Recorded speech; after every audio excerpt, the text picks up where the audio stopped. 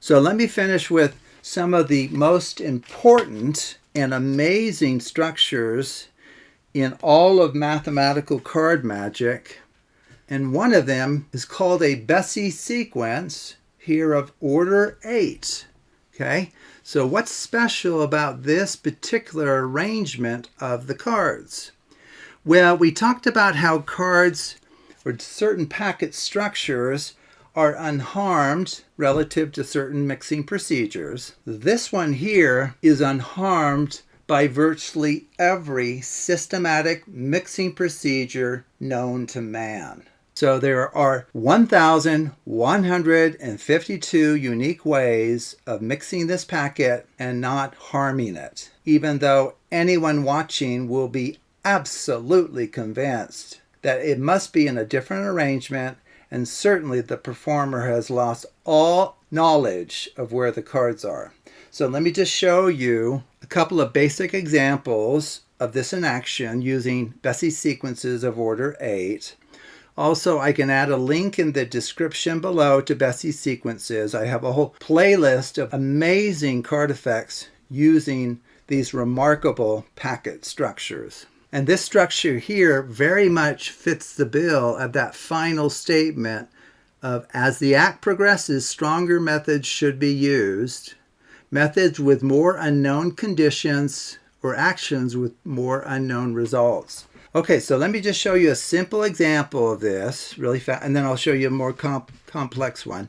So right now, all I'm doing here is I'm associating the color of the backs of these cards with this sequence up here. Okay, so I have like 1 0 0 1 0 1 1 0. So if you want to think of the 1 as red, so we have, and then the blue is black or something. So 1 0 0 1 0 1 1 0. Okay, and it's inversion 0 1 1 0 1 0 0 1. And you can get that by just switching zeros for ones and ones for zeros. Or if you want to just read this one backwards, you get that one. So both of these are equally valuable, equally amazing, and equally invariant under all of these mixing procedures. The only thing that can happen with these two organizations of a packet is a particular shuffle might preserve this exactly, or it may convert it into what's called its inversion, which is perfectly fine. It won't undermine anything you're hoping to accomplish. So for example, we talked about the left-right shuffle preserving mirrored structures. You know, we do left on right or right on left. Okay. Well, that's going to be true for this organization as well. You can see that it's still of the same color distribution, right? Red, black, black, red, black, red, red, black. Earlier showed you this Bessey 2-2, where you go 1, 2 from the top, 1, 2 from the bottom, 1, 2 from the top, 1, 2 from the bottom. That preserved AMP structures.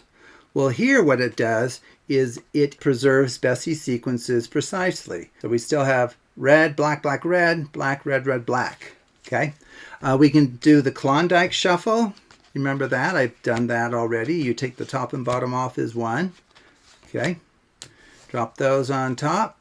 And this will still be of one of these two types. It looks like it's been preserved exactly in terms of color. We can do that up jog. Remember I did the even up jog. Now, depending on how you stack these, you'll either preserve it exactly if I go like this, or if you stack left on right, you'll quote invert it, which is not a problem. Yeah, it's equally valuable, equally acceptable. Now it's black, red, red, black, red, black, black, red. Okay, so like I said, there's well over 1,000 unique ways that you can mix this and still have knowledge of where cards are relative to each other. Another great one is called a mange over, under, over, under, over, under, over. And believe it or not, that does not harm this structure here. And one final great one is the Australian down under. And I want you to know that the Australian down under destroys just about every other packet structure out there except for these Bessey sequences. Now it does quote invert it, but that's fine. That is still a Bessey sequence of order 8. And since you know it has this structure, a person could take advantage of that. So it's like 1 0 0 1 0 1 1 0. Okay, now it's actually black on top, so maybe we'll focus on this one.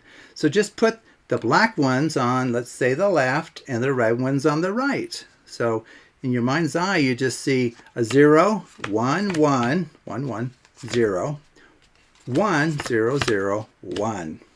Okay, normally the backs of the cards would be the same. It's the fronts that would have a certain structure, and you will have separated those two groups. In fact, let me just show you a final, really cool example of this. And so the level of sophistication is going up just a little bit. So maybe to bring this video to a close here, if you start with ace through 8, like this, okay? And then put it through any of the hundreds and hundreds of shuffles that leave the structure alone or convert it to its inversion. You can separate these cards in such a way that the sum of the card values for one pile of 4 is exactly the same as the sum of the other 4 card values in the other set of 4. Well, why is that? Well, just look here. So if you think about, okay, so like this is 1. So we have 0, 0, and then like a 1, and a 0. And now these are, quote, 1 ones over here, and then that's a 0. Okay? So the fact is, the ace, the 4, the 6, and 7 are all going to be put into one group. Well, look at what they add up to. Ace plus 4 is 5, plus 6 is 11, plus 7 is 18. What about the numbers denoted by zeros here? Well, we have a 2, 3, 5, 8. Well, 2 plus 3 is 5, plus 5 is 10, plus 8 is 18. And so we can go through and mix this thoroughly, and in the end, we will have separated the cards into two piles that add up to the same number. And how could anyone possibly do that, if you think about it? I mean, how is that even possible? Okay. We can even do a Bessey 1 1 if you would like.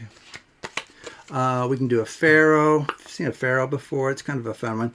You just break the cards in half, and then you just perfectly interlace them like that. That's a Pharaoh shuffle, a great way to mix cards as well. We can deal into 4 piles like this.